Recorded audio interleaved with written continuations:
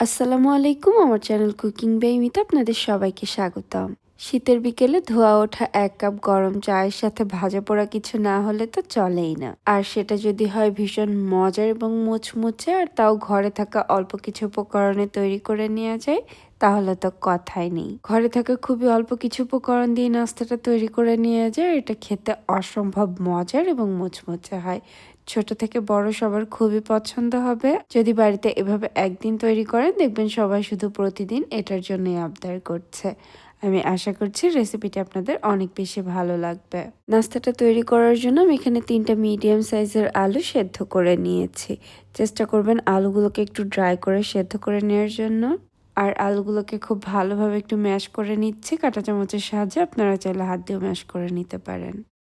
এখানে আমি 2 পিস পাউরুটি নিয়েছি, সেটাকে ব্লেন্ডারে দিয়ে একটু ব্লেন্ড করে নিচ্ছি, এতে ব্রেড ক্রামস এর মতো তৈরি হয়ে যাবে। পাউরুটিগুলোর এভাবে ব্রেড ক্রামস তৈরি করে নিলে খুব ইজিলি আলুর সাথে মিশিয়ে নেওয়া যায়। তবে যদি আপনারা এগুলোকে ব্লেন্ডারে ব্লেন্ড করতে না চান, সেক্ষেত্রে পানিতে হালকা একটু সোক করে নিয়ে পানিটাকে চিপে নিতে পারেন। তাহলেও খুব ইজিলি এটা আলুর সাথে মিশিয়ে নেওয়া যাবে।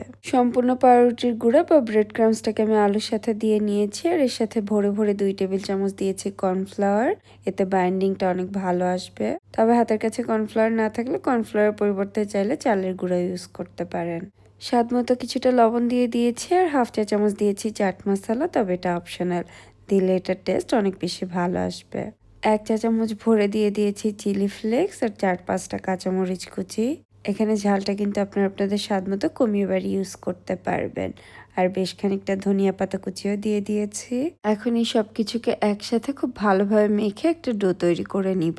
মেখে নেওয়ার সময় ডোটা যদি সফট মনে হয়, তাহলে আরও কিছুটা পাউরুটির গুঁড়া বা কর্নফ্লাওয়ার অ্যাড করে নিতে পারেন। আমি একটা ডো তৈরি করে নিয়েছি, আর এখন এটাকে কয়েকটা ভাগে ভাগ করে নিচ্ছি। ছোট ছোট করে এগুলোকে বেলে নিব। একটু লম্বাটে শেপে এটাকে বেলে নিচ্ছি, আর খুব বেশি মোটা বা খুব বেশি পাতলা করে বেলছি না। এভাবে বেলে নেওয়ার পরে 4 সাইড থেকে ছুরি দিয়ে কেটে নিচ্ছে। তারপর এগুলোকে ট্রায়াঙ্গেল শেপে তৈরি করে নিব, মানে 3 কোণা শেপে।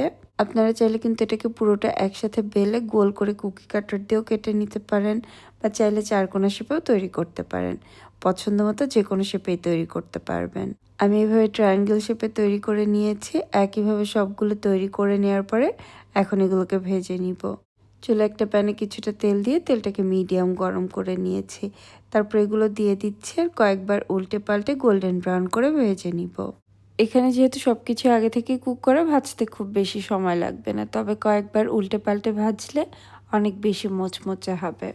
যদি অল্প সময়ে মুচমুচে মজাদার কোনো নাস্তা তৈরি করতে চান, তাহলে এই রেসিপিটি একবার হলেও ট্রাই করতে পারেন। সুন্দর একটা কালার চলে এসেছে, এখন এগুলোকে তেল ঝরিয়ে উঠিয়ে নিচ্ছি। চুলায় চা হতে হতেই কিন্তু ঝটপট এই নাস্তাটা তৈরি করে নিতে পারবেন, যদি আলুটা সেদ্ধ করা থাকে। এখন এগুলোকে গরম গরম সসের সাথে সার্ভ করব। খেতে কিন্তু খুবই মজার হয়। রেসিপিটি এভাবে যদি ট্রাই করে থাকেন, আমাকে কমেন্ট সেকশনে জানাতে ভুলবেন না আপনাদের কেমন লাগলো। আজকের মতো এখানে বিদায় নিচ্ছি, আবার নতুন কোনো রেসিপি নিয়ে চলে আসবো। সে পর্যন্ত সবাই অনেক বেশি ভালো থাকবেন, আর আমাদের জন্য দোয়া করবেন। আল্লাহ হাফেজ।